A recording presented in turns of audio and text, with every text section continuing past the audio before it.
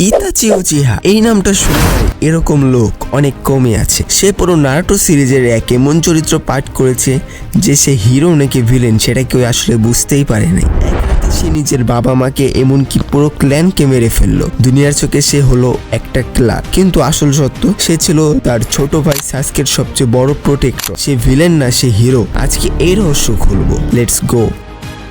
শুরুতেই একটা কথা বলি, ইতাচি ছিল এক প্রোডিগি। অল্প বয়সেই সে আনবু স্কোয়াডে চলে যায়। হিডেন লিভ ভিলেজ তাকে এক এমন মিশনে পাঠালো যেখানে তার নিজের হৃদয় ভেঙে গেছে, কারণ এল্ডার্স আর ডেনজো মিলে ইতাচিকে বলেছিল উচিহা ক্ল্যান গ্রুপ ডেট করতে যাচ্ছে, যদি তুমি না থামাও তাহলে গ্রেট ওয়ার শুরু হবে। এখন ভাবো সিচুয়েশনটা, একদিকে নিজের বাবা মা পরিবার, অন্যদিকে গোটা গ্রাম, হাজার মানুষের জীবন। ইতাচি চুজ করলো ভিলেজ, নিজের সুখ নিজের ইমোশন স্যাক্রিফাইস দিয়ে। এবং এখানেই তার সবচেয়ে ট্র্যাগিক সাইড, সাসকে যেন ভিলেজকে ঘৃণা না করে, যেন তার ভিতরে স্ট্রং হওয়ার তীব্র ইচ্ছা জ্বলে ওঠে। এই জন্য ইতাচি নিচের কাঁধে ভিলেনের মুখোশ তুলে নিল। তুমি কি জানো সে আকাতসুকিতে জয়েন করলো শুধু সাসকে দূর থেকে প্রোটেক্ট করার জন্য? পেইন অভিত এমন ইভিল চরিত্রদের সাথে থেকেও সে নিজের আসল মিশন ভুলে যায়নি। ইতাচি সবসময় চাইতো সাসকে শক্তিশালী হোক, কারণ সে জানতো একদিন সাসকেই ভিলেজের প্রোটেক্টর হবে। কিন্তু আসল টুইস্ট হলো তার শেষ ফাইটে। সাসকে যখন ইতাচিকে মেরে ফেললো, তখন ইতাচি শেষ মুহূর্তে তার ছোট ভাইকে টাচ করে বলল, you don't ever have to forget me.